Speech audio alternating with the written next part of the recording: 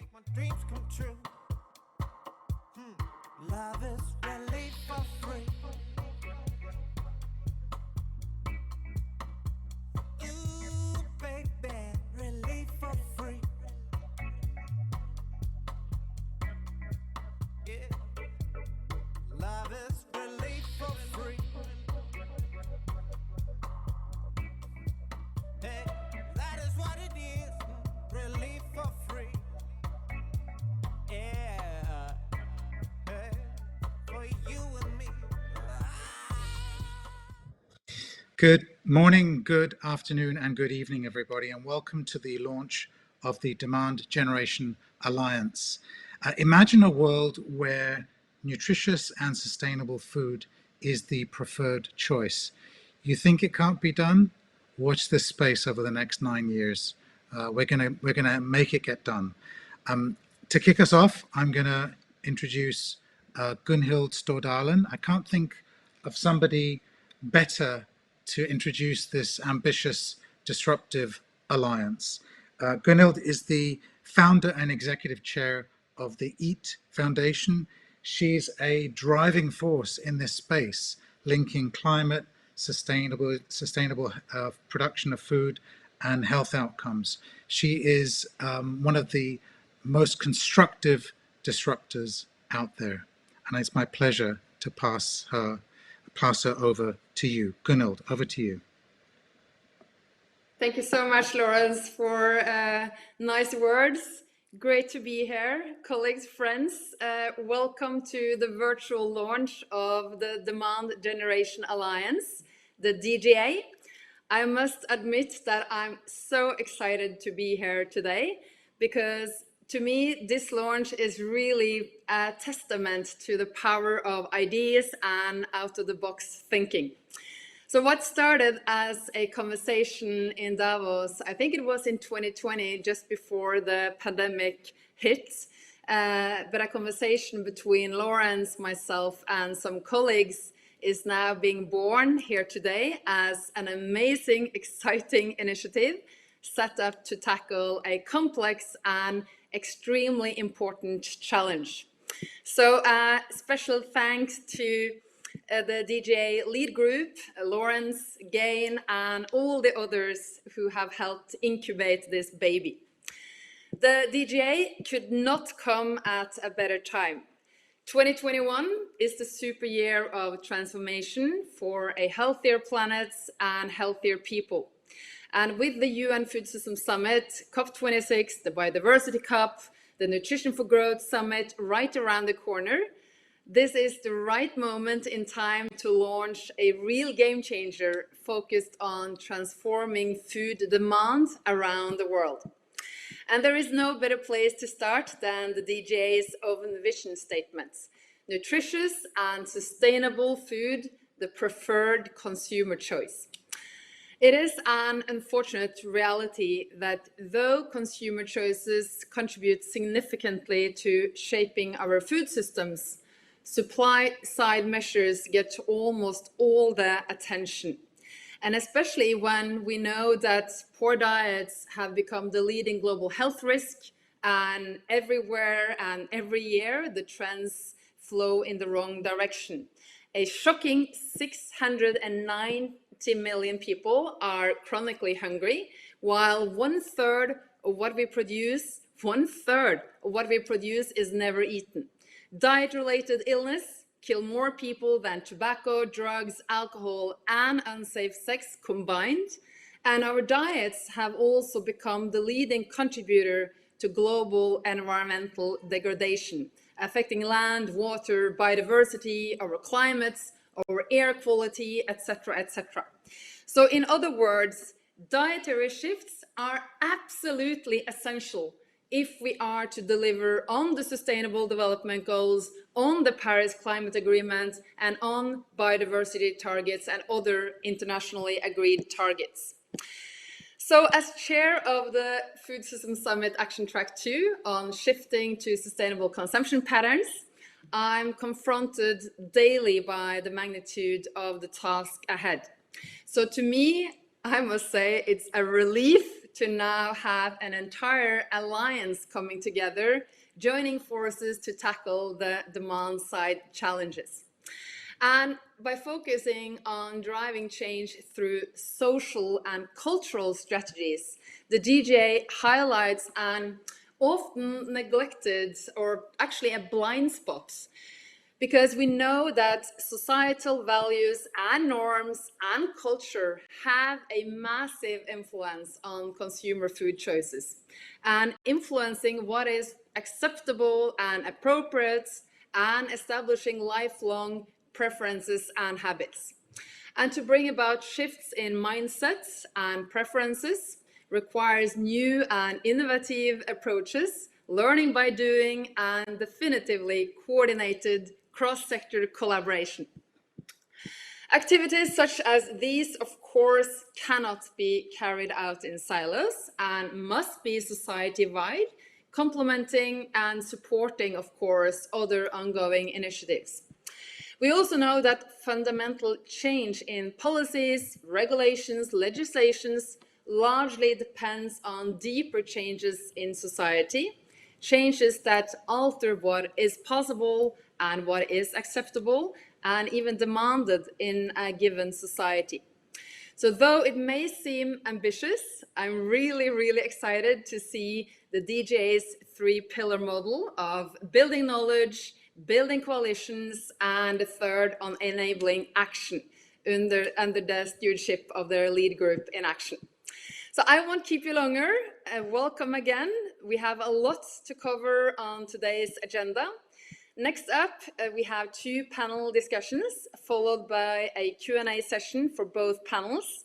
So please share your questions throughout the session using the Q&A button. And please don't forget to include the name of the speaker the question is for. Thanks again for being here, and over to you, Lawrence. Thank you, Gunhild. That was a fantastic introduction, and really, I'm not surprised it was so articulate and passionate. Thank you. So it's kind of, I'm an economist, and economists tend to think of most, the world revolves around economics, of course. And what I love about this alliance is it says, look, the economic side is really important, the economic incentive. And yes, the legislation is really important. But as Gunhild said, the whole area of societal norms, the whole area of culture and values, these are really powerful drivers of changes in the way we consume and produce food, and yet they have been relatively neglected. And one really good example of that is in the food system dashboard. There's one indicator in this space out of 250. So we really are flying blind in this space, and we need much more attention to building knowledge, building coalitions, and building action. Now, I'm really pleased to have two colleagues join me on this first panel. And the first person I'd like to introduce is Alison Lowy. And Alison is the acting director, acting head of the nutrition division at the World Food Programme. Now, I'm really pleased that Alison's on this panel for many reasons, but one of the reasons is that many people might look at this alliance and say, well, this is just for rich countries and rich consumers. But of course, the World Food Programme makes it their business to reach those who are at the margins of society, at the margins of survival. So Alison, tell us why is this relevant for an organization like WFP? Over to you. Yeah, thanks so much, Lawrence, and greetings, colleagues. It's really exciting to be able to be on this panel and talk about this new endeavor. We believe really strongly that we need to think a little bit more about how we are increasing demand and positive demand for healthy foods.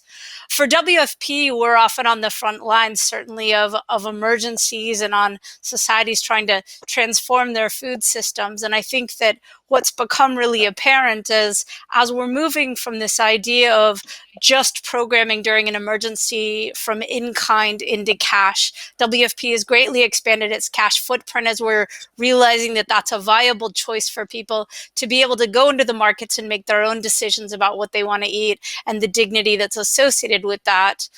We also need to think a lot about what does go behind making these decisions, because fundamentally we want people to have the freedom of choice.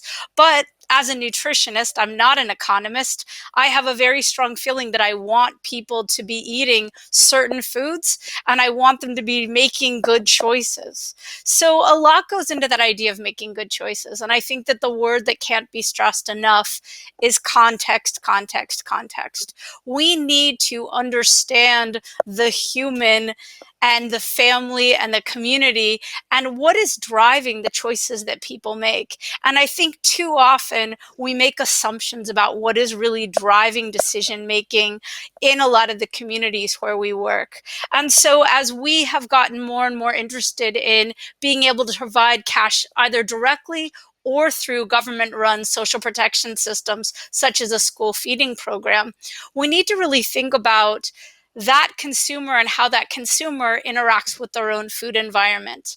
And I think that that's really where social behavior change comes in. This ability to go in and to really, really rely on our NGO and our grassroots partners to have discussion and dialogue to say, in your particular context, what are the barriers and what are the opportunities? Is it that this particular community doesn't have an understanding of what the nutritious foods are? Is it that there's other types of barriers, such as socioeconomic barriers? We need to really think about SBC across the whole food system, from producer to market to the consumer at the end of that.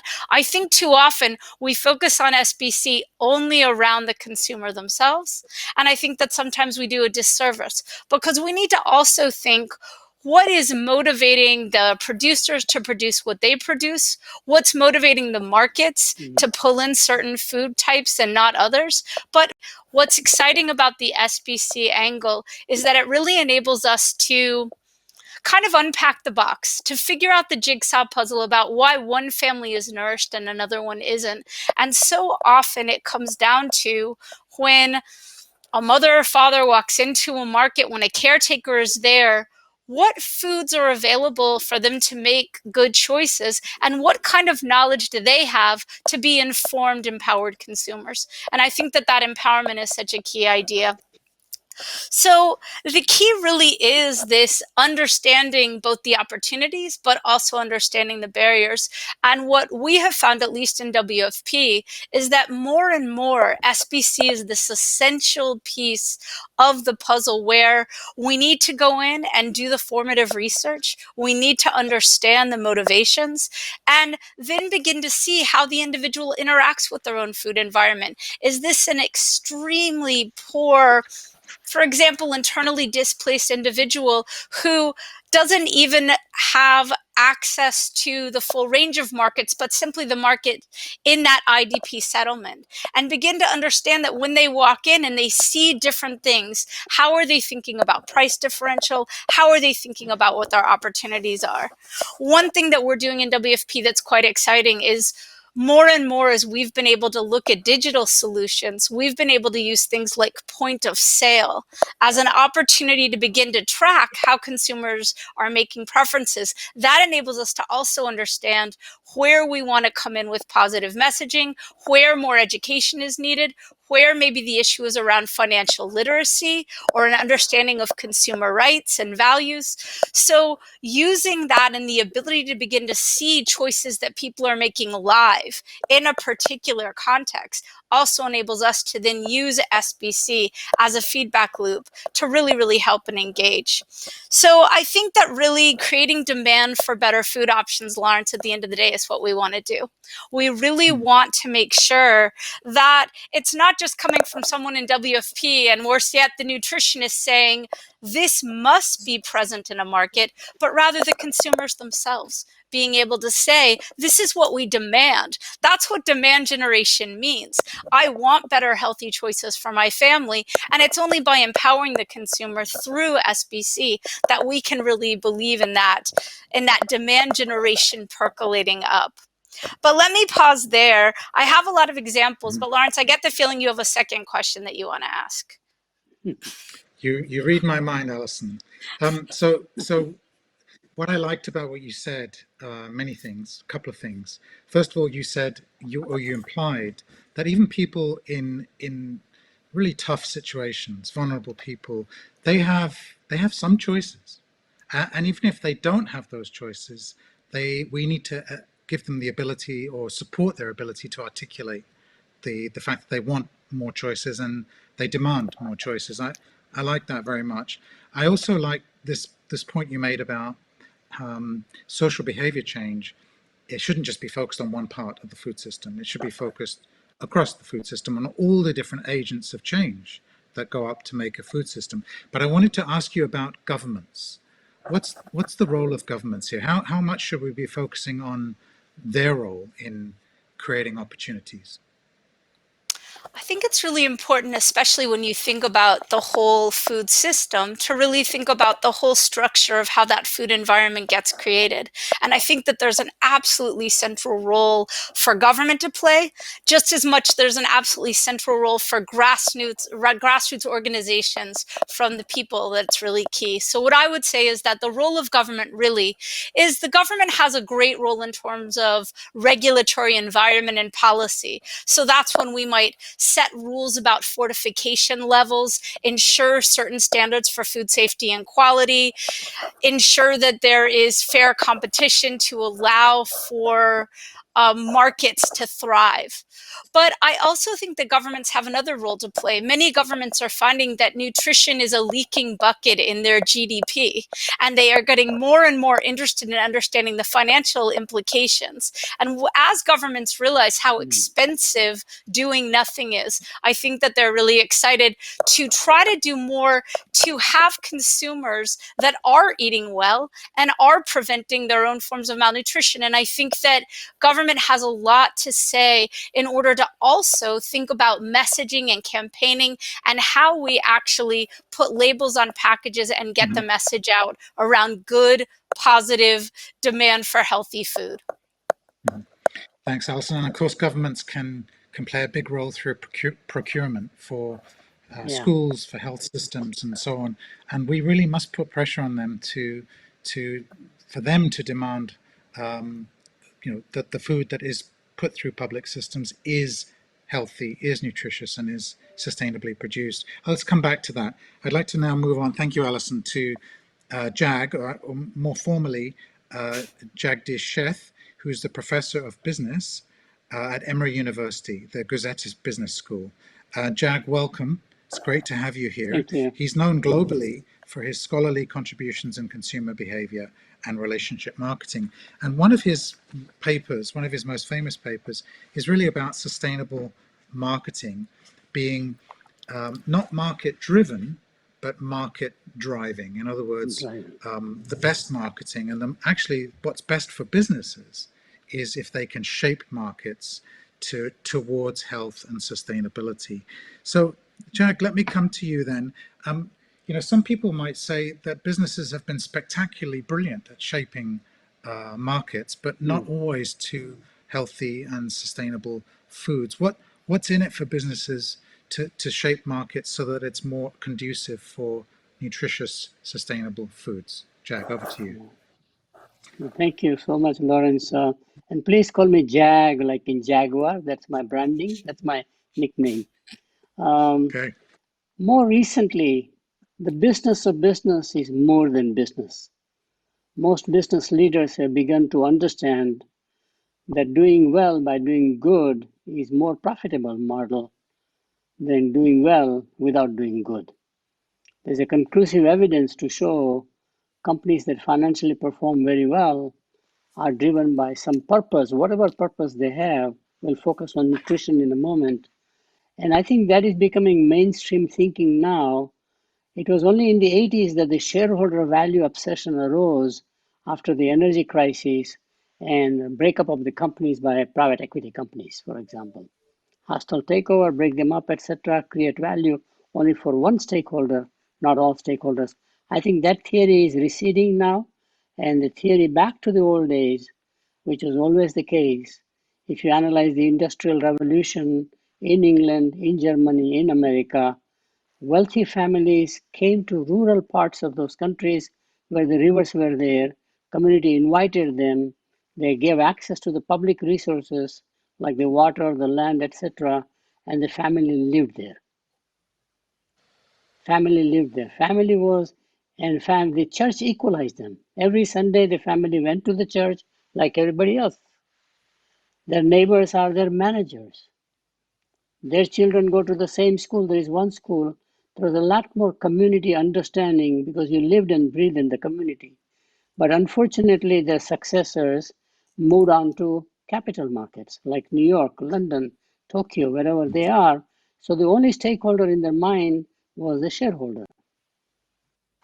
And I think the change, going back to the roots in the way there was a symbiotic, or what I call it, sort of a two peas in a pod between business and society. And we are now learning that model may work very well. That's just one point. On the government side, as Alison mentioned, government can play a significant role. In fact, my view is that the purpose of a nation is not what we study in political science, but the purpose of a nation is to unlock the potential of its people. So if you take a grain of wheat, an agricultural commodity, make it into a loaf of bread, the value add is only 3 times. Cost of raw material is about 1/3 the cost of the bread.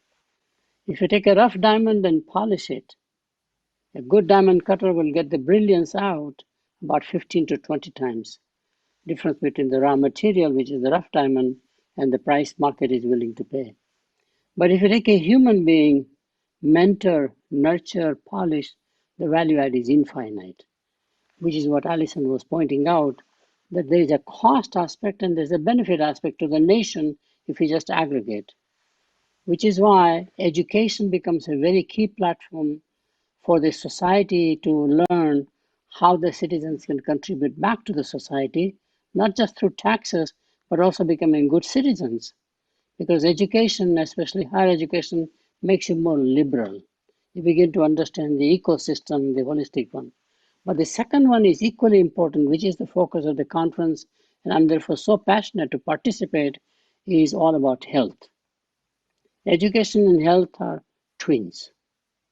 One without the other does not work well.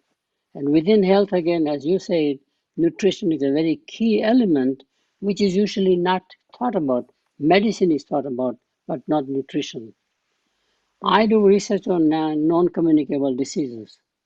And I tell you, it's mind-boggling that by 2030, it is expected that the cost of non-communicable diseases, not the flu, not the pandemic, or none of the like a TB, etc.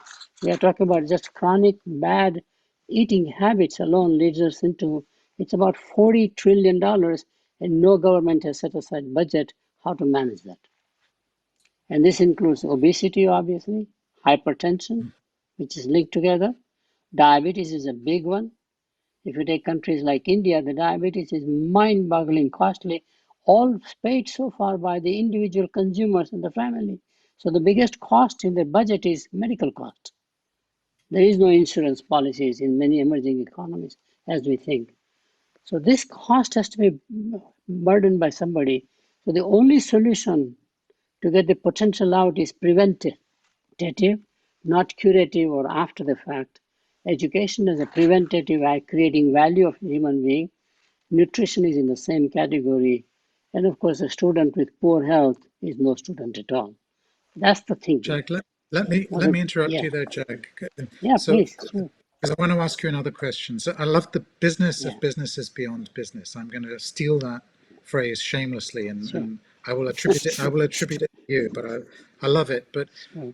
in trying to shift all of this, you have been one of the pioneers to say social norms, cultural values don't just rely on economics and legislation. Right. Most legislation that has been passed is always on the back of social movements that it's Yeah. reinforcing. It's not usually against social movements. So tell us a bit about why social and cultural are so important in this moment, to get governments to focus on prevention, to get families to focus on prevention, to get businesses to do so. Yeah. The habits are formed at a very early age. especially food and to some extent beverages, are socialized from the time the infant is born. And once the person is or the baby is off the breastfeeding time period, it's mind-boggling to see how much influence the family makes. Most of the families have their habits, consumption habits, which are passed on from generation to generation, are socialized and without knowing the facts and figures behind. They have no information, no knowledge, because it is just what my grandparents did, my ancestors did. I continue doing the same thing till there is some external environmental intervention that changes the mind in some fashion.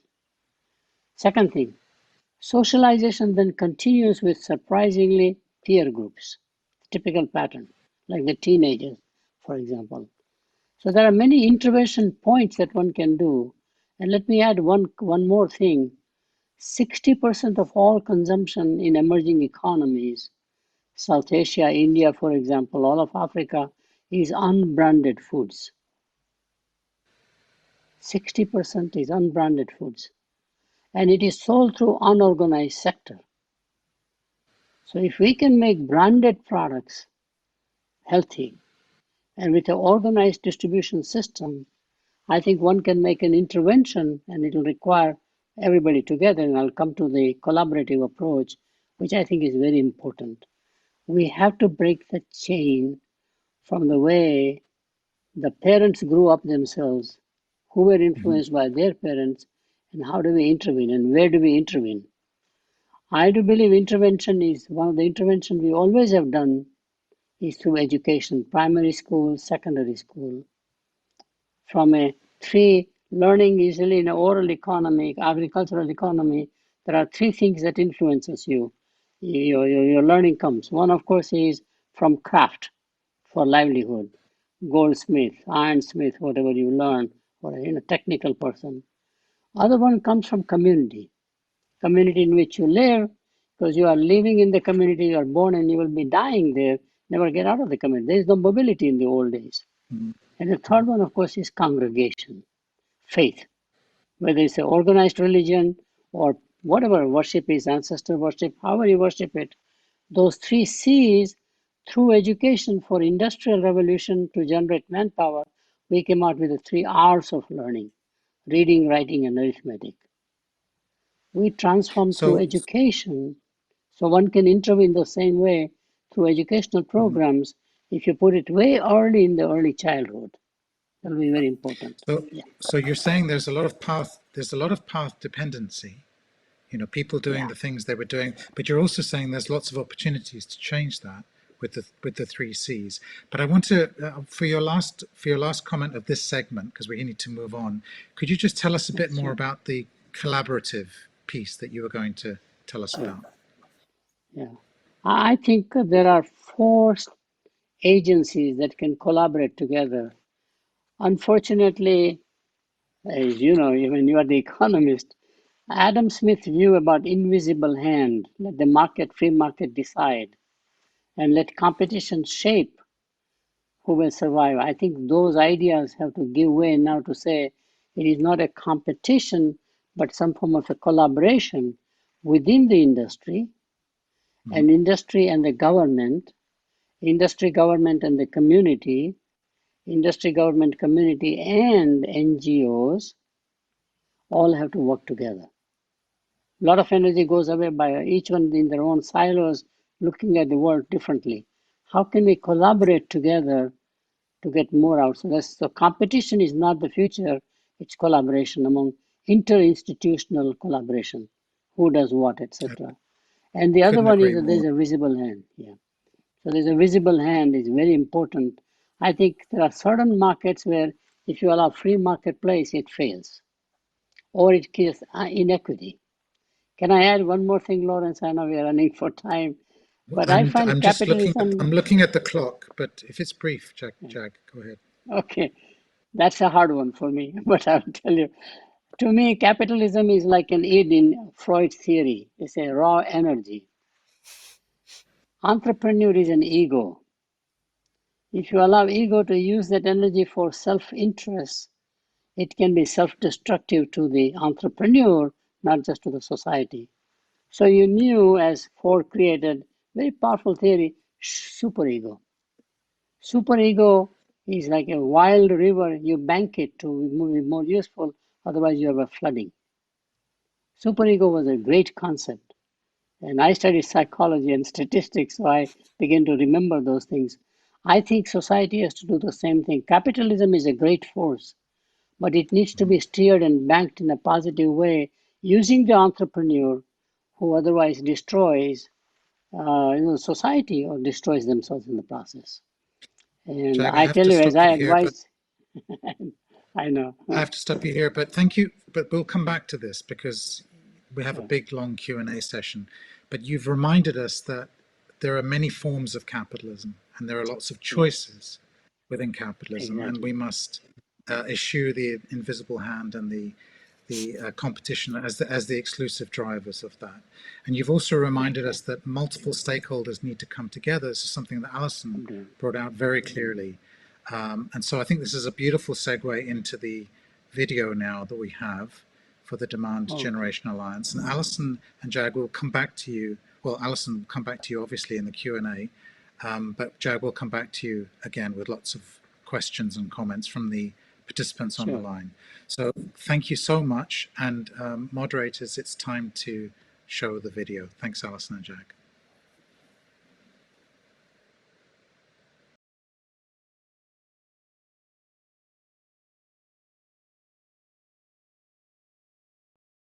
We would like to share why we need an alliance to shift preference for nutritious and sustainable foods. Experts agree that our current eating patterns are not working for society and the environment. Globally, we spend trillions of dollars on diet-related illnesses like malnutrition, diabetes, and heart disease. The global demand for food has implications for land use, biodiversity, and natural resources stocks. Food accounts for about a quarter of greenhouse gas emissions, and unfortunately, consumer demand for food is not aligned with nutrition or sustainability. Scholars classify demand drivers across three interrelated levels.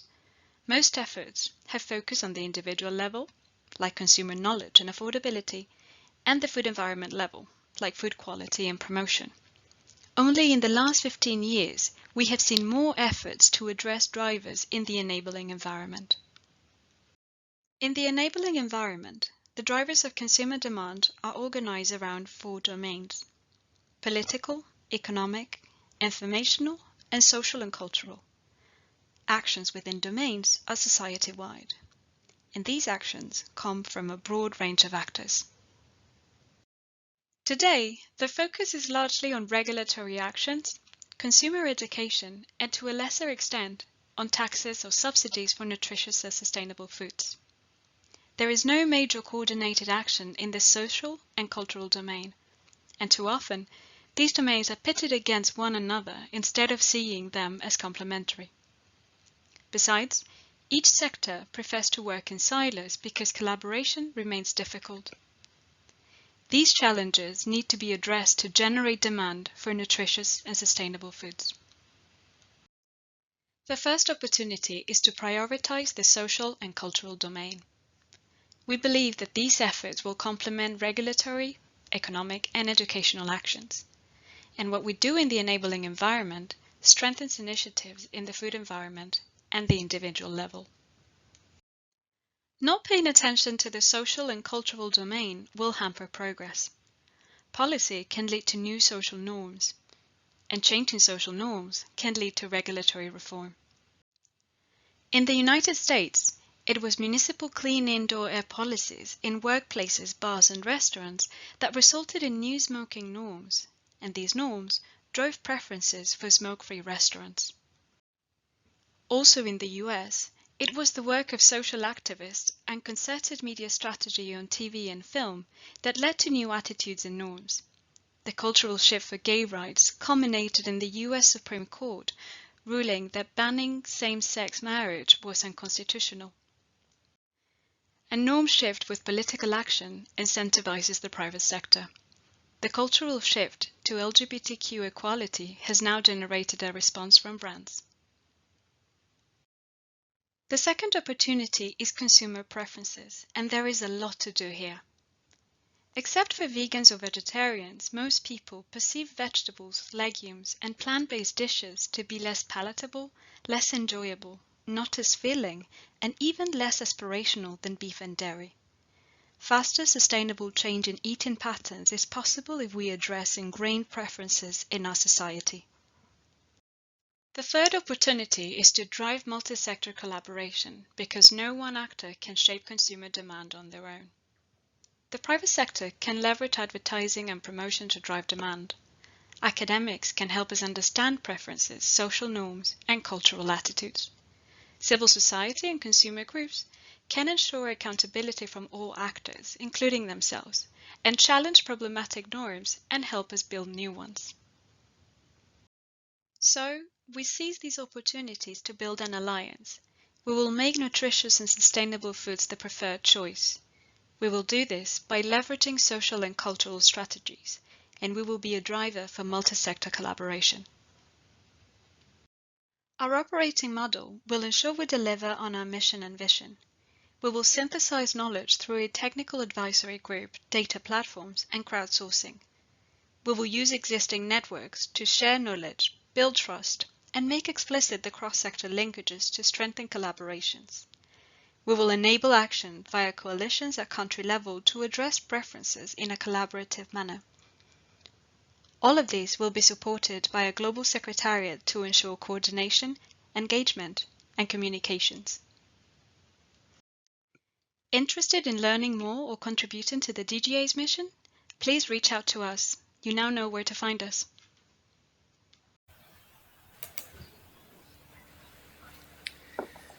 And we're back with the second panel. It's my great pleasure to introduce our three colleagues. I'll do them one by one as we go through. First up is Diane Holdorf. Welcome, Diane. Great to have you here. She's the Managing Director of the Food and Nature at the World Business Council for Sustainable Development, or WBCSD. And before she joined WBCSD, Diane was Vice President and Chief Sustainability Officer for the Kellogg Company. And Diane, welcome. And Diane, your WBCSD was one of the first, maybe the first, to join the Demand Generation Alliance. Tell us what's in it for your stakeholders. Over to you. Lawrence, thank you so much. It's so great to be here with all of you. And we are actually so excited, like Gunhild said when she kicked this off, to see this Demand Generation Alliance now truly coming to life and moving forward. It's an important milestone because it represents this first multi-stakeholder collaboration at such a global scope to engage different sectors in the types of collective actions that we need to shape consumer preferences. We need to shift pull from consumers for nutritious and sustainable foods. And WBCSD's member companies across the whole food value chain are actively working to innovate and to reformulate and to offer more healthy and sustainable foods to consumers because, you know, businesses understand that there are costs and risks in the food systems today. There's real costs to climate change, to nature loss, malnutrition, obesity, healthcare cost escalation. But there's also big opportunities, particularly when we think about all the different elements that come to shifting consumer demand. Unfortunately, today, nutrition and sustainability aren't often the top priorities or the top criteria for people when they're choosing their food, even though choosing nutritious and sustainable foods definitely has a significant positive impact on individual health, on the economy, and on the planet. But the main reason is that people's food choices are very often shaped, much like Jag was saying, by social, economic, and by cultural norms. And there's often lifestyles or circumstances that can make less healthy or sustainable foods more appealing. We also always have to take into consideration the role that affordability, availability, and accessibility play. So to nudge consumers towards more healthy and sustainable foods, we really have to help shift the healthy and sustainable choices while assessing positive ways to support changes in social, economic, and sometimes even cultural norms. These things require multi-stakeholder collaboration beyond what business can do alone. And while we know that there are many businesses who are making great strides and making changes, it's not true across the board. And as Jag said, there's not even branded food options in all of the markets where we sometimes really need to focus these efforts. And when they do move in, we need to make sure that they're coming in with the right balance of healthy and sustainable choice. So enabling and inspiring and motivating people to enjoy healthy and sustainable options is something we all need to do. It's really exciting that this year we're seeing such a huge focus on that through the UN's Food Systems Summit, with the Action Track 2, for example, that Gunhild is leading, the role that you have, Lawrence, in Action Track 1. The Food Systems Summit is going to be playing a big role in how we are reshaping, rethinking, and motivating the type of change that we need. At WBCSD, we're super proud, as I said, to support this. We've just put out our refresh on what the vision for 2050 needs to look like from a business leadership framework, and healthy and sustainable food systems is key to overall success from a workforce standpoint, to a healthy community standpoint, and for creating the types of business opportunities that we know that are there. So there's a lot of work that we have. We're doing things already together, but this Demand Generation Alliance is going to go a long way towards creating and scaling some of the bigger shifts that we need to see across so many markets. So really looking forward to moving this forward together. Back over to you, Lawrence. Thanks, Diane. I'm going to ask you a follow-up question, and I'll probably ask Sharon the same question later on as well. So, we know that those of us who work with companies on a regular basis, we know that there are companies that are really progressive and really want to change things for the better, but there are companies that, are quite happy with the way things are, really, and don't really want much change. How do we support champions, the progressives, to do more? What can this alliance do to support them? And what can we say to the skeptics in the business community that might feel a little bit threatened by what the alliance is trying to do? It's so important, Lawrence, that we can use this Demand Generation Alliance to shine a light on those companies who've set out a high level of ambition and who are making a lot of these changes across their food portfolios, across their production methodologies, across the types of supply chain shifts that they need to make. By demonstrating these successes and by highlighting them through with examples of what government leaders can do, what communities can support and enable, we can create an example of what's possible. Frankly, beyond that, what's necessary. And then by working to start to normalize those as the new standards, we'll create the forcing mechanism to bring other companies along. And we recognize that that's often needed as well. Okay, thank you. I'm going to move to Sharon, then I'll come back to you afterwards. So Sharon is, sorry, Sharon, I have to get your blurb. Sharon's the director of the Health and Wellness pillar of the Consumer Goods Forum. The Consumer Goods Forum, like WBCSD, really important member-based forum for large businesses. And she's the pillar is responsible for driving the health and wellness agenda of the leading global platform for the consumer goods industry. Welcome. Same questions, really, Sharon. I mean, again, some of the people on the line might be very skeptical. They would be saying, well, you can't shift demand, it's too difficult. And in any case, businesses are the ones who have all the cards. They know how to do this. Some of them are pulling in the right direction, but too many of them remain rooted to the status quo. You're a champion within CGF, just like Diane is a champion within WCSD. What can the Alliance do for you? How can it help you do things you want to do? Right. Well, thank you, Lawrence, and thrilled to be part of this group of disruptors around this really fantastic ambition today. So I would say that businesses, they want to survive and thrive, and they want to flourish, and it's in their self-interest to flourish.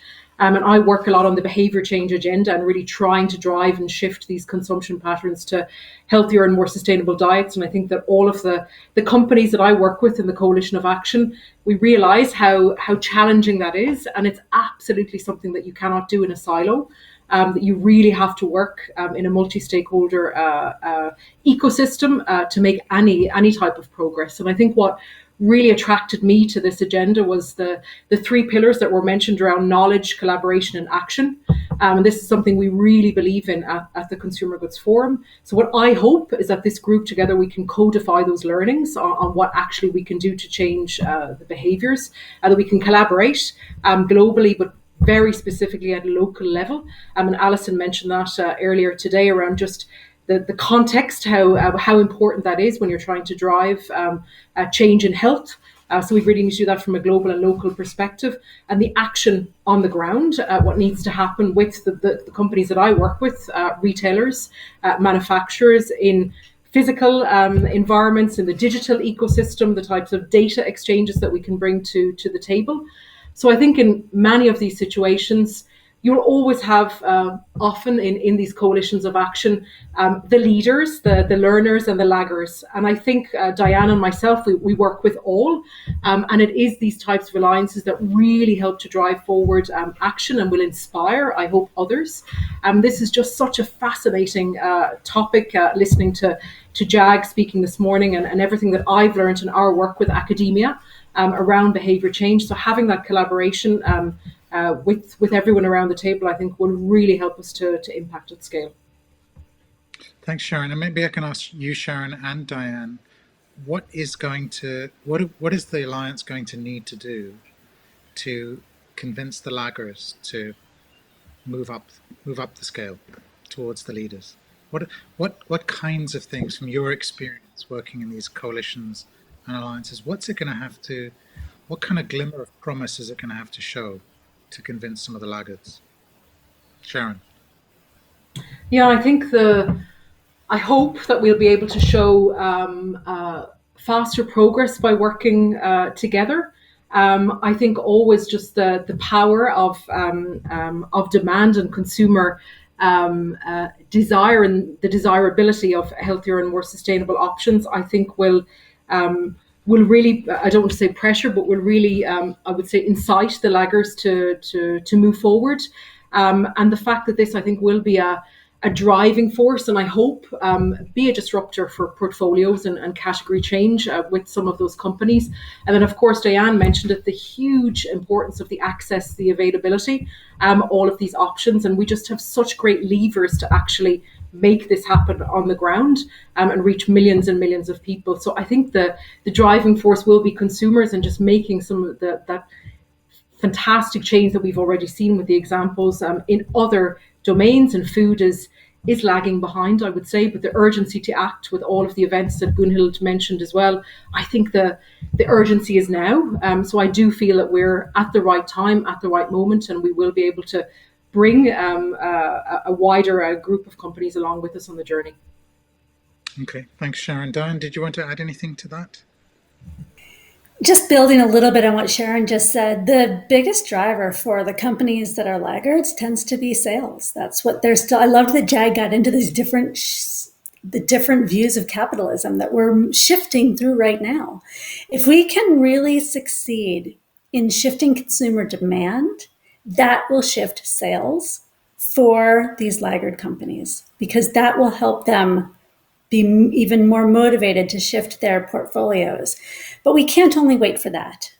And Sharon and I have both spoken to some of these other needs. There's a lot of roles for government, for self-regulation, for government regulation, as well as for changing standards across dietary expectations, and by working with other groups that help to influence those social, economic, and cultural norms. So a lot of work to be done, but thankfully we do have some really strong leading examples that we can point to about what success can truly look like as you do shift the portfolios. Thanks, Diane. And I know Alison, when she moderates the Q&A, she will bring in Jag for additional questions and comments around, because I was talking to him before we came on air, and he was talking about how important it is to get these kinds of considerations into the ESG standards for investors, economic, social governance. And that's going to be really vital as well. So we should bring Jag in on that as well. Gunhild, back to you. This is what Eat Foundation is all about. What have you heard so far that you'd like to build on? And the question I've got written down for you, Gunhild, is about coalitions. But of course, tell us about any reflections that you have, or anything you think that you want to see the Alliance really push hard on. Well, thanks for that, Lawrence. And basically, well, I mean, you and I, we kind of conceived this baby together, didn't we? So, although not to give anyone any bad ideas here or wrong ideas, but on a serious note, Lawrence, we came together around this idea. Basically, well, despite the fact that we now have so much knowledge and so much science about the critical importance to shift food consumptions, to shift diets around the world. But yet there is such a huge gap in this whole space of tackling consumer demand, driving, building consumer demand, and driving behavior change when it comes to food. And if you look at consumption trends, it's really bleak and depressive reading. Almost all the arrows are pointing in the wrong direction. And this is both obviously extremely costly, as some has mentioned, and also extremely dangerous, as we have now seen with the COVID-19 pandemic and how that has taught us the real costs of poor diets the hard way. And yet, to actually do something about the demand challenge, Gunhild, really, yeah? we're losing you a little bit. Sorry? I think you maybe need to. I think we're losing you a bit. If you could get a bit closer to the Sorry. mic, maybe. No, Sorry, that's good. can Good. you hear me Yeah, better? yeah, Okay, yeah.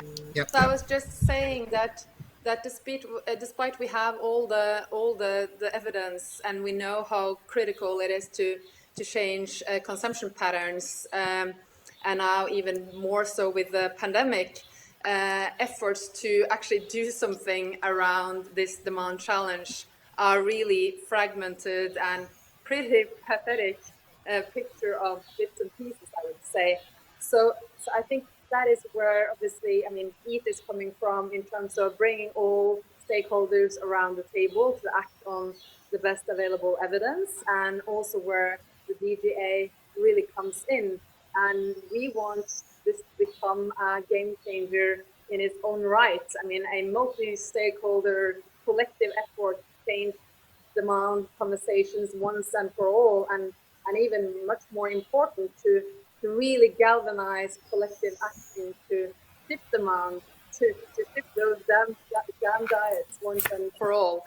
And you know, in some ways, it can be pretty easy and even fun to construct new initiatives and new partnerships with those we're already comfortable with, like many of you on this panel. I mean, please don't get me wrong. There is nothing wrong with any of us here, but then I love you all. But herein also lies the big problem, because if we are to succeed in shifting food demand over the coming years towards 2030 and beyond, we need a much bigger coalition, and we need to partner with a much wider group of actors, organizations, companies, governments, as other of the panelists have mentioned as well. And that's really the hard part. And I believe that the DGA, I believe that the DGA is really coming in here, and we want, yeah,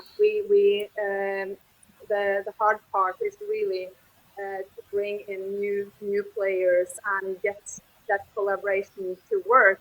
And this will at times not be so comfortable and easy, but this is really what we must do.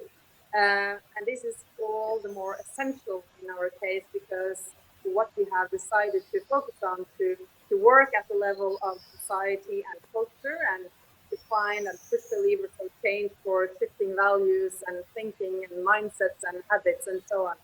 So a clear test of success for DGA is to what degree it becomes a motley crew of unusual suspects collaborating in new and perhaps rather surprising ways to influence and change really demand and what is driving demand in our society.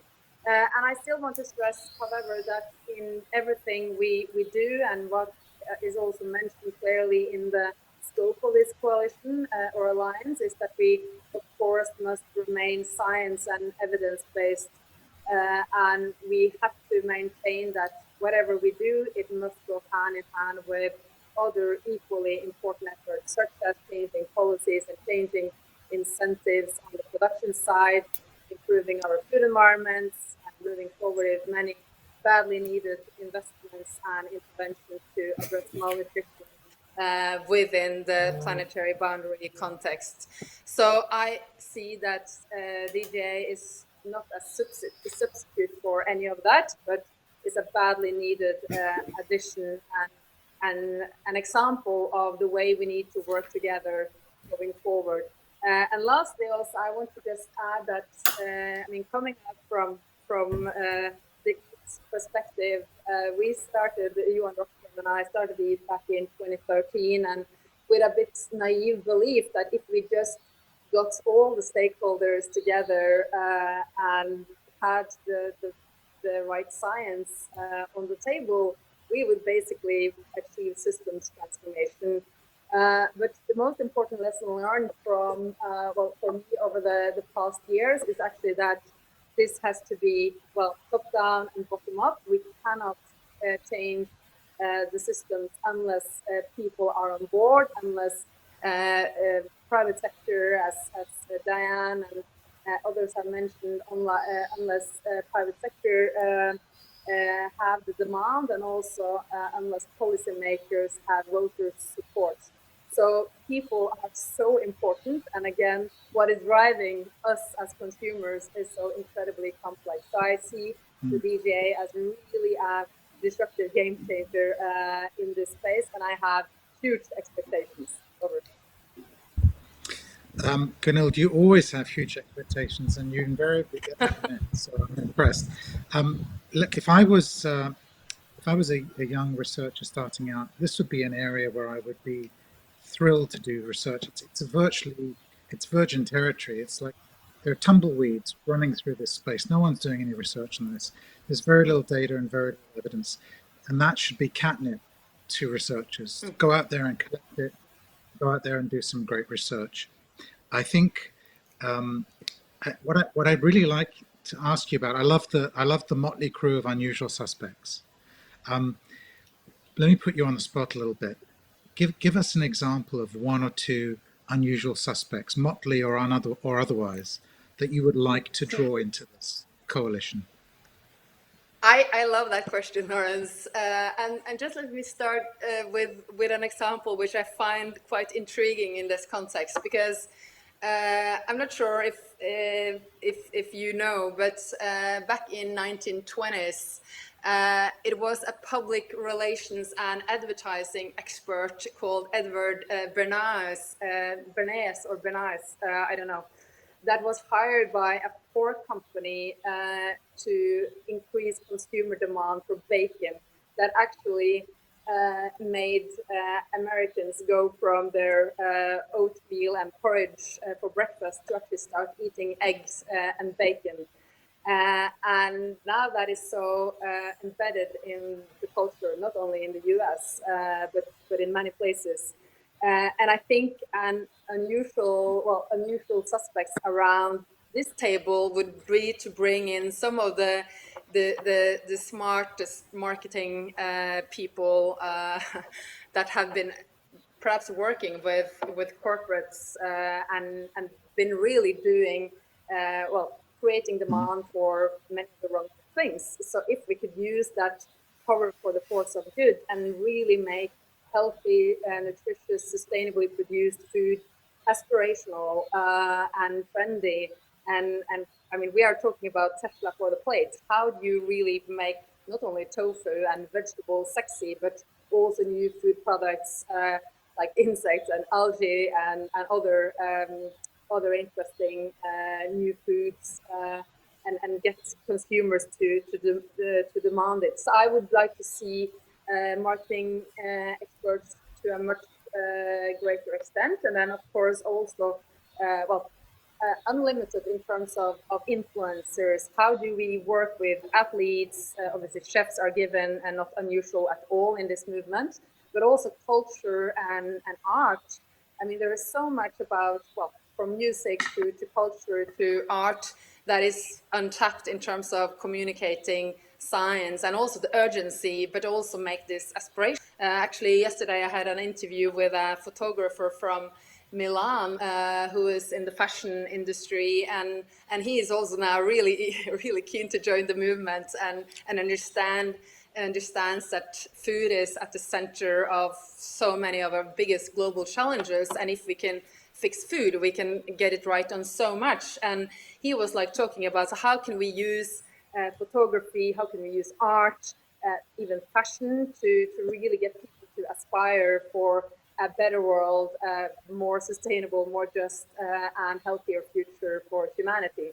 So I'm Yeah, really keen to think big with all of you on who those unusual suspects could be. great, thank you. And there are lots of unusual suspects, and there's lots of fragmentation, and we can try to bring the existing champions together and bring lots of new champions and achieve great things. Thank you, Gunhild. Thank you, Sharon, and thank you, Diane. Alison, over to you for the Q&A session. Very much, colleagues. We've had some great questions come in.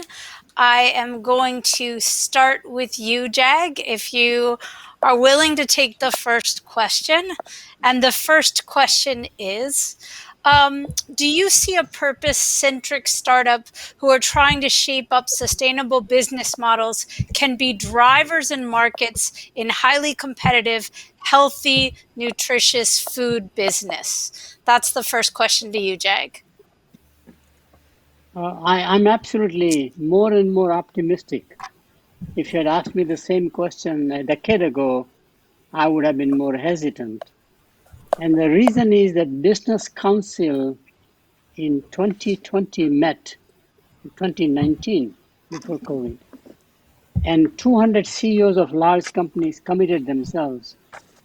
But ultimately, business is driven by capital markets, and capital markets have adopted now ESG, as we call it, as a mandate, which means you get your capital if you follow certain rules and regulations. So I'm more optimistic today. It's very done. I think linking nutrition, not just with health, but with sustainability is very key. Environmental sustainability can be achieved by having high protein, let's say, low cost foods, plant-based. And fortunately, that movement has begun, and surprisingly, in many ways, in rural populations of many parts of the country, because they couldn't afford the meat, they couldn't afford the eggs, they were plant-based diets, which is very interesting. So, and I do believe that three things we have to do quickly, and I know I'm elaborating a little more than I should. The best weapon we have in this area is the digital technology. Everybody has a cell phone today as consumers. And the cell phone can be a powerful tool, and you have all kinds of influencers today. It's not like only the opinion leaders are well-educated people, etc. Today, YouTube has influencers who are just ordinary people. They have a tremendous power.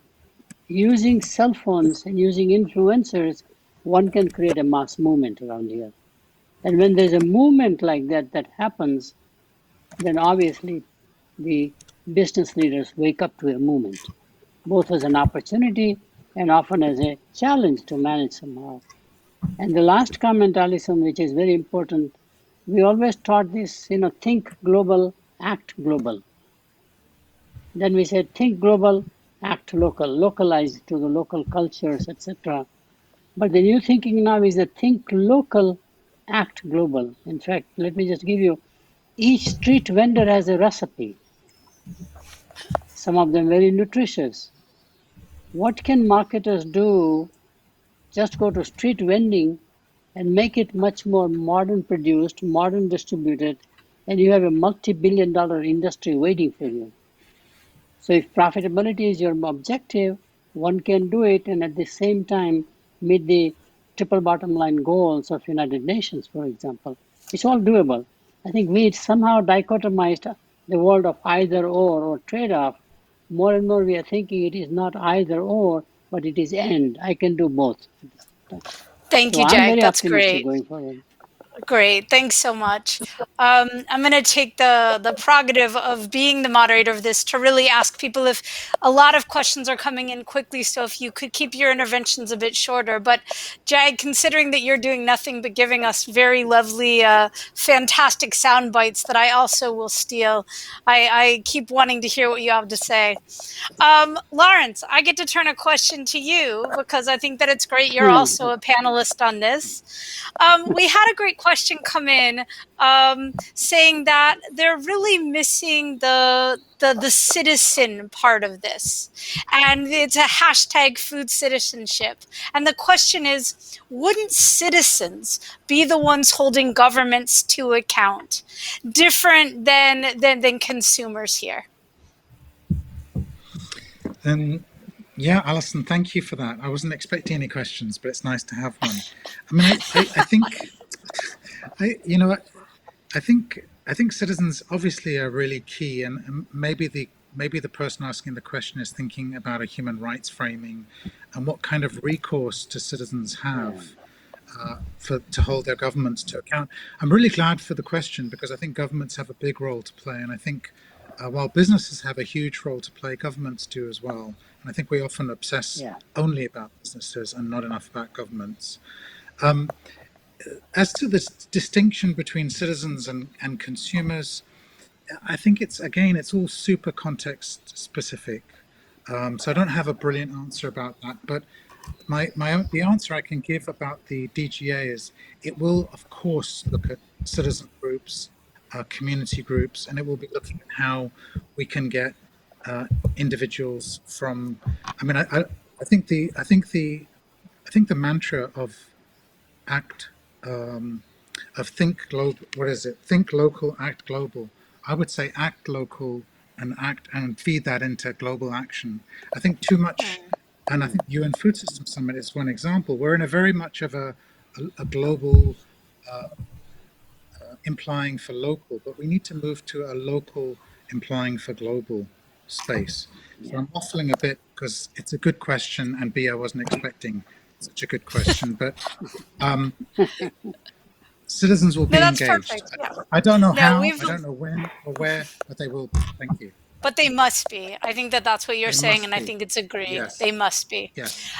Yes. So, Diane, I'm going to go to you, and maybe Sharon, you might want to come in on this as well. But what are some of the tangible ways organizations in your sector might already do or want to do to improve consumer preferences, social norms, change, or our social valuation on nutritious and sustainable foods?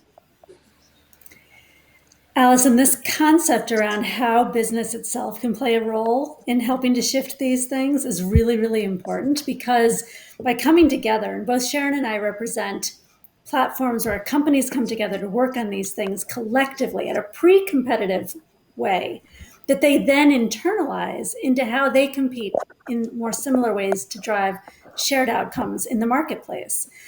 That ability to work pre-competitively on healthy and sustainable proteins, on scaling new types of proteins and plant-based foods, around driving alignment for nutrition labeling and adding sustainability into that labeling so that it combines the context of decision-making for consumers who use that. These are all very specific examples underway today that we're working as pre-competitive company leaders to try to inform and create new shifts all the way through to the variety of retail spaces or even restaurant spaces where citizens, not just consumers, because I love that, because we're all people, we're all making food decisions every single day for ourselves and our family, how we create different types of choice opportunities and encourage people to try new, different, exciting things. Great, thanks, Diane. Sharon, did you want to come in?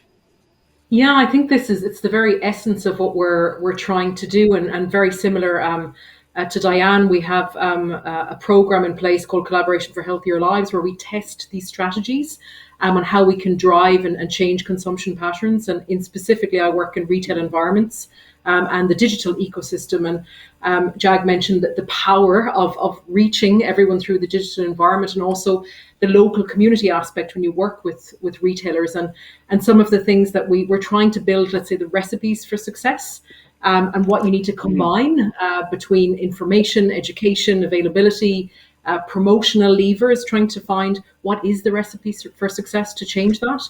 And in some countries we've had great success and we've impacted scale, and others we've failed very hard and fast, but we're moving on. But even with that, I think it's not enough. Which is absolutely why we need to work with all of my my friends here at the virtual table to really go even further. So we're trying, failing, pivoting, and I hope we'll be able to move even faster with the DGA. That's great. Thanks, Sharon. Thanks, Diane. Gunhild, the next question over to you. What additional partners do you think are needed for a successful alliance? Could we somehow support you in this process? This is from the Netherlands Food Partnership. Consider finding them too. So a little bit about the other partners. I know you already talked about the Motley Crew, and I think that's well appreciated. But if we really want the DGA to go the way that we want it to go, who else do we need to attract, and what other voices do we need to hear? Well, I would really first and foremost welcome the Netherlands Food Partnership to join forces. That's a given. But I think we need to really think outside the box here. And obviously what has already been said about the need to really act local. I think cities should be a key part of this alliance.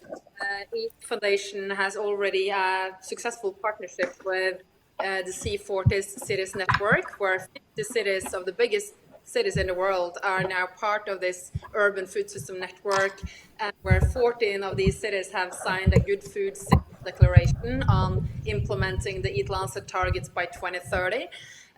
So cities are moving fast on climate and now on food systems, and they have the local, the community-specific approach, which I think is absolutely essential here.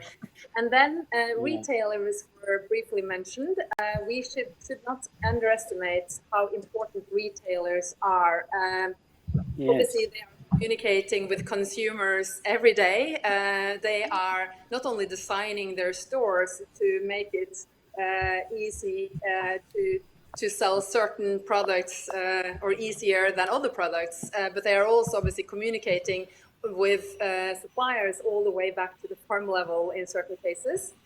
So they are kind of in a sweet spot. And obviously, last but not least, they hold so much data. What is driving consumer choices? So I think retailers should be an interesting partner joining forces here. And then another group of actors that I really do believe we need at the table is the insurance companies. There is no. Gunhild, I'm sorry, we're losing your sound. If you could just come forward a little bit. Sorry, go ahead. Sure. Yeah. I will speak directly into the computer screen here. Great. Yeah, I said another group that I absolutely believe we need at the table is the insurance companies, because insurance companies, they are long term.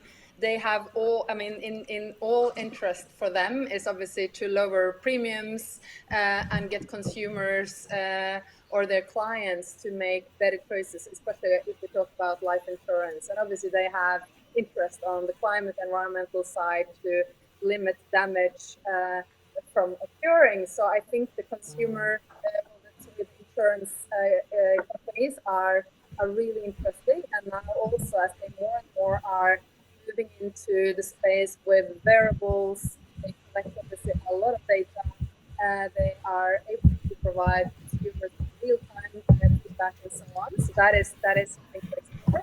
And finally, which is a hard one, I'm not sure if it's even possible, but the tech companies. If you have seen the social dilemma, I mean, it's freaking scary, but at the same time, obviously they have so much information about what is driving us. They know how to get us hooked on screens, and they know how to get us to aspire to certain things and not others. So if we were able to find a way to work with them, that would be my dream. Over. Beautiful. Thank you so much. Okay, I had one question that came specifically to me that I'll answer, and the question is asking, it may be useful to clarify the difference between preference and choices. They're used interchangeably at times, but aren't they different? And indeed, they are different. Great question. So I'm sure that each of us on the panel would have a slightly different way of explaining it, but really the idea is that a preference is a value you hold. You know, based on your knowledge and your belief system. It's part of making a decision, but a choice is when you can put that preference into action. And that means that it needs to be actionable and it needs to be available. Choice implies that an action is taken, a behavior is undertaken, whereas we really think of preference as what's shaping that choice.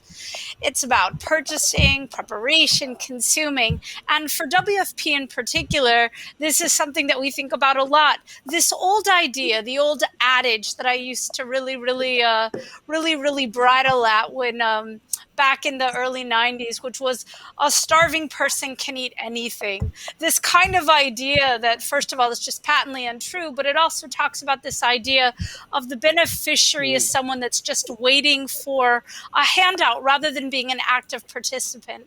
And what we're really seeing is we're moving more and more into cash, is trying to allow beneficiaries to really become informed consumers, informed citizens, informed customers. And I think that there's a lot that goes into that because a lot of times there's not a lot of choice available. And I think that part of what the Demand Generation Alliance is going to have to think about is how do we allow people to act on their preferences? And that can sometimes be as simple as having a much more nutritious version of a very beloved staple food. And that's something that we can sometimes do if we can keep it affordable and possible. But we have to understand that the choice ultimately is going to be influenced by what's in the market, what cash we have in hand, how we can prepare them for that moment, how you can make sure that people have all of the knowledge and all of the possibilities that then they can cook for their families. And then you get into healthy preparation, you get into hygiene, care, and feeding practices. And it's also the role of that retail environment to promote this and to make sure that that supply chain is vibrant. So that's just something about preference versus choice. Now I have an open question. I can send it to any of you because I know any of you can answer it, but I think it's an interesting one. Cultural change takes a long time. What are our expectations around the DGA to find a way to accelerate the pace of change? Anybody? I'm looking at each of you. Anyone excited to jump on that one? I want to go. Yeah, Gunhild, please. I think the answer has to be yes. I mean, otherwise we are setting up for failure. The urgency cannot be underestimated in terms of transforming food systems, and we really need to build demand and cultural changes. They are somewhat slow. They can also be fast. I mean, look at what has happened with plant-based in certain parts of the world, North America and Europe in particular. I mean, it's just over the past 3 to 5 years has exploded. All of that trend is still quite minor at the global level, but I think we can and we must. So it's literally no choice. And by bringing together such a powerful alliance of unusual suspects with new expertise and different skill sets, and also working with those really tapping into culture and societal beliefs and from sports, arts, culture, and of course everyone working with children. I think we can and we must. Thanks, Gunhild. Diane, Sharon, I saw your eyes light up, Diane. You like the question at least, even if you don't want to answer it. Oh, no, or it's I over to love you. the question, and I love Gunhild's response as well. It's really around bringing in these, and Gunhild, you used the term influencers. We all look to others for inspiration, regardless of what level of choice we have, as you said. And so by engaging and changing the way that we're influenced, what inspires us, what creates new, what starts to feel like the greatest new comfort as well as the greatest new excitement is how we start to shift culture. And there are definite triggers in the demand cycle that we can work on together with influencers, together in what's provided, together in where it's placed, together in how we drive affordability around these choices that we know can help to accelerate these cultural shifts. And this is all work that the Demand Generation Alliance is going to work on together. So I think it's going to be very exciting. Yeah, I just build to say I think it will be fast. I think we've just lived through a crisis that we have no evidence on how things will evolve after COVID-19, and we have a window for action absolutely now. So I think all of you listening will see action quite rapidly, and we will be acting, thinking locally and acting globally very, very fast.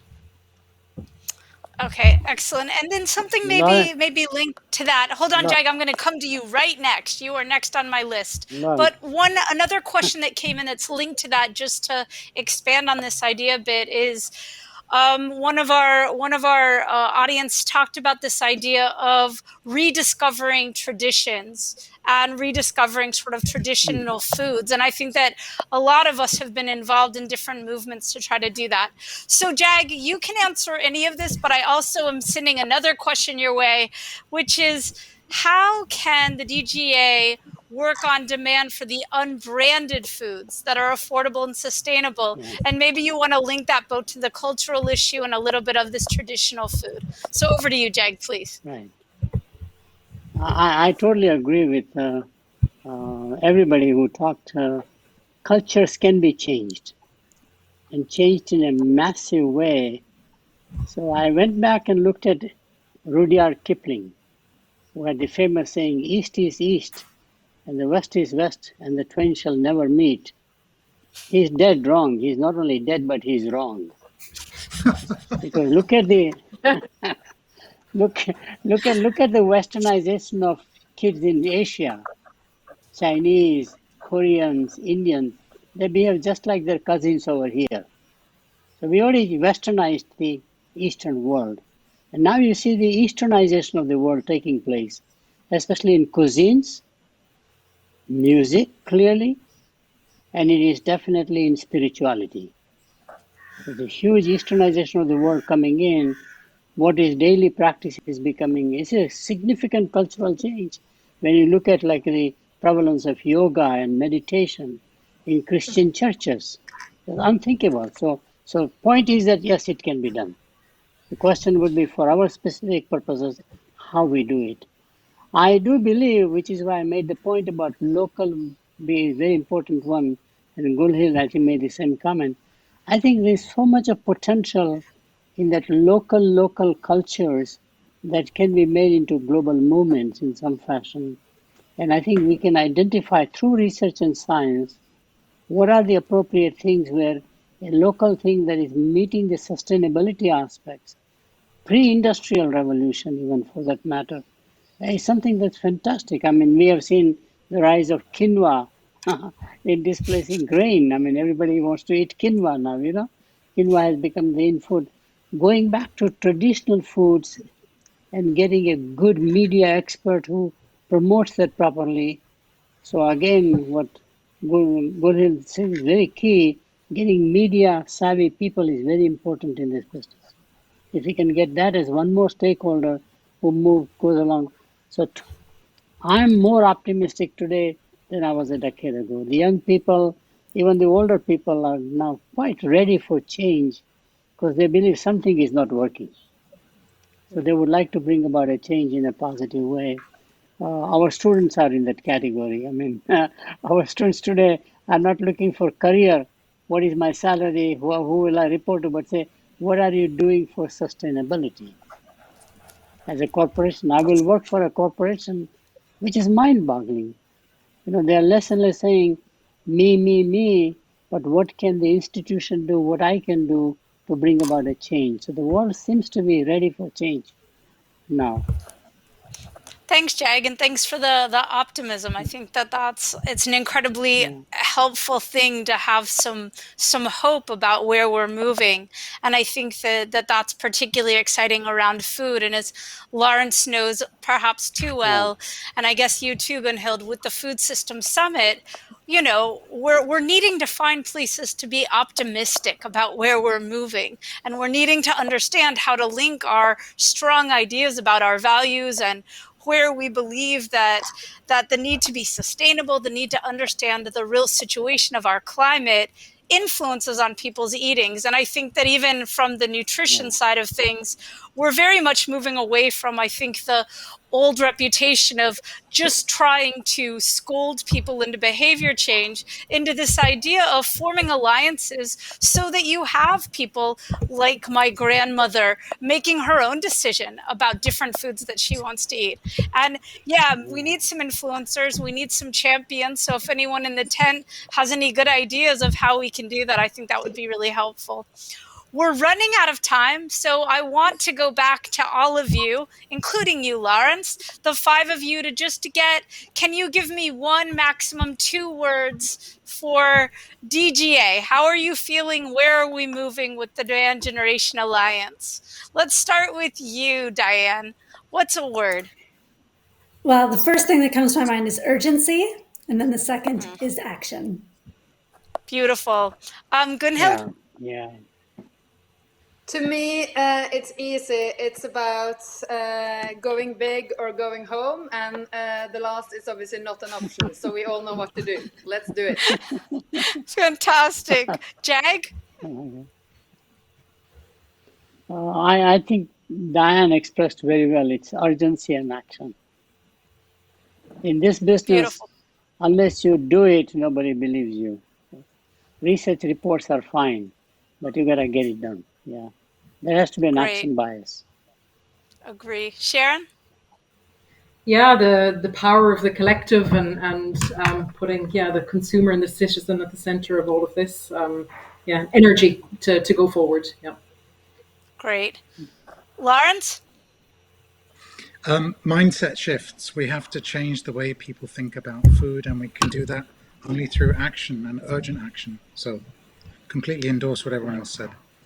Great. I like all these words. I think mine is definitely around this idea of empowerment. The idea that we used to think that, a healthy diet was only for some, and we're living on a planet where indeed it is only for some. 3 billion people can't afford a healthy, nutritious diet. So for me, this empowerment, so that this is a right of all people, and that is what we need to bring to the table. Lawrence, I am going to hand back to you. I think that we have gone to time, and let you then move on to our next. Just to thank everybody for their really forthright and straightforward answers, and thanks so much to the audience for asking such great questions. Thanks, Alison, and thank you for being such a great moderator. I thought that was brilliantly done. And thanks everybody for great questions. I'm going to speak for 3 minutes. If you want to get involved in the Demand Generation Alliance, you can type those 3 words into your browser of choice, and you will find a web page. I think it's the first one. When I tried it, it was the first one to pop up. So that's the web page if you want to find out more about it. If you want to be in touch, and I have Ava's permission, Ava Monterosa at GAIN. She's the key focal point. Her email is emonterosa, that's EMONTERRASA at gainhealth.org. So Eva Monterosa, who's at GAIN. So if you look her up, you'll find her email, EMONTERRASA at gainhealth.org. Sorry, Ava, if you get millions of emails, but you did give me your permission. What did I find out? What did I learn about the DGA? How do I summarize the discussion? Obviously, it's impossible to summarize it completely, but I detected real optimism here, real optimism from most of the panelists. That's perhaps not surprising, given that they are lead members of the Alliance, but they backed up their optimism. Jag said more and more companies, and there's more actual evidence to show this, more and more companies are looking for purpose, more and more employees are looking for purpose, and more of those companies that demonstrate purpose are actually finding a reward, in a commercial reward, in the marketplace. So consumers are rewarding this kind of behavior. Jag was also optimistic because of the possibilities from digital technology. Everyone's got a mobile phone in their hands. They may not be smart, but even if they're not smart, there's still lots of opportunities for change. Gunhild was optimistic because there are so many unusual suspects out there that we have neglected to tap and have so much potential to change the landscape and the mindset of everybody. And she mentioned insurance companies, retailers, marketing experts, advertising experts, and artists. Lots of untapped potential. Diane and Sharon talked about the importance of business, how not all businesses are the same. There are leaders, I think there are learners, and there are laggers. What can we do to get the laggers up that value chain to be leaders in the process? And I think it's evidence that the world is shifting, that other actors in this space are changing their behavior. Other people that businesses look to, consumers, employees, investors, government, civil society, they're all demanding change. Governments have a big role to play through procurement and through setting or helping to set ESG standards. Civil society, consumers and citizens, have a big role to play in this. Where is the Extinction Rebellion around the inability of people to express, even if they have the preferences? As Alison said, they cannot sometimes express those preferences because the choices are simply not there. Where's the outrage from citizens? Where's the campaigning around that? And finally, let's not forget science. I think Gunhild brought this up, and others did too.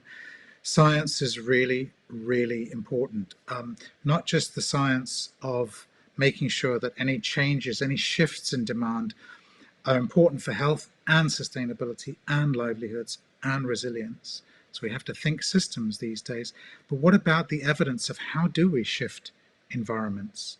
And when is a shift in environment really going to pay off? And for which group? And how do we measure that stuff? That's all really complicated and really difficult. And I think just the final thing to say is that change does come slowly. It's taken me quite a long time personally to adopt yoga.